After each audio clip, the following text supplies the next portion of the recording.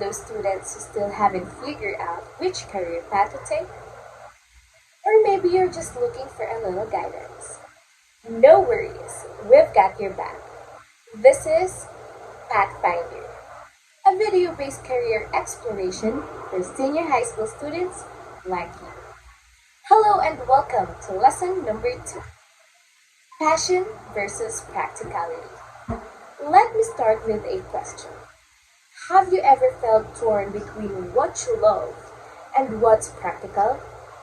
Or you've ever wondered if your so-called passion is even real in the first place? If you've ever faced that kind of dilemma, no worries, you're not alone, and we're going to unpack all of that today. Let's say you're from STEM or UMS. If I were to ask you what's your dream job, you'd probably say doctor, engineer, lawyer. Sounds familiar, right? These are all admirable professions, no doubt. But here's a deeper question. What kind of fulfillment do these careers actually bring you? Is it the intellectual challenge, the prestige, or is it something else? Because truthfully, these jobs don't just require effort, they demand real curiosity. You don't become a good engineer just by grinding. You need to love complex systems. You don't survive med school just because you're smart. You need to be interested in biology, health, and human body. So here's a little challenge. Ask yourself, what am I truly good at?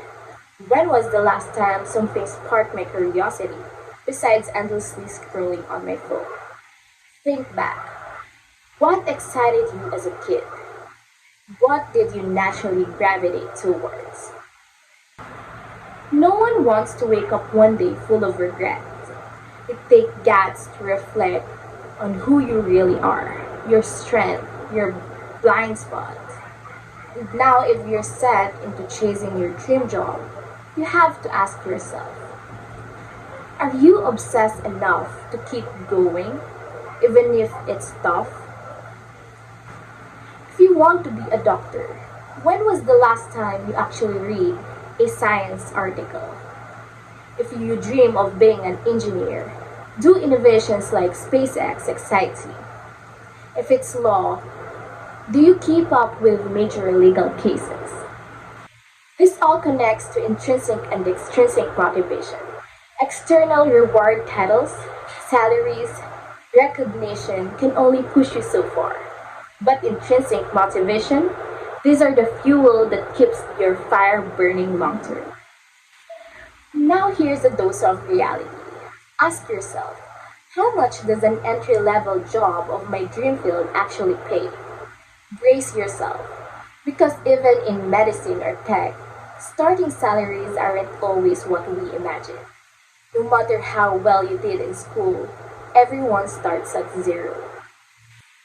In fact, many employers care less about honors and more about your attitude, your eagerness to learn, your communication skills, and how well you work with others. So what's the takeaway here? The age-old debate, diploma or discarte. The truth is, if discarte means networking smart and building meaningful connections, then discarte wins every time. Right now, you might have a dream job in your mind, but take a moment and ask yourself, do I want this job or do I just want the image of it? Here's the truth no one talks about. Passion doesn't always strike like lightning.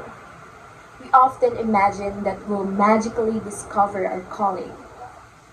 But in real life, especially in adulthood things, it doesn't work that way. If you're into arts, you've probably been told to turn your hobby into a career. But sometimes, the things you love doesn't need to be monetized, and that's okay. On the flip side, you might discover passion in the work itself, even if it starts out just a job. Maybe you tried a side hustle just for extra income, but boom, you got really good at it and you even enjoyed it. That's how passion grows. Not all at once, not overnight, but with time, effort, and yes, practicality. Because at the end of the day, finding or creating your passion is a personal journey, one shaped by both what you need and what you want. So, as you go through this lesson, I challenge you to reflect deeply, not just on your dream job, but on who you are becoming. This journey isn't about diploma, it's about direction, determination, and discovering what truly drives you. See you in the next lesson.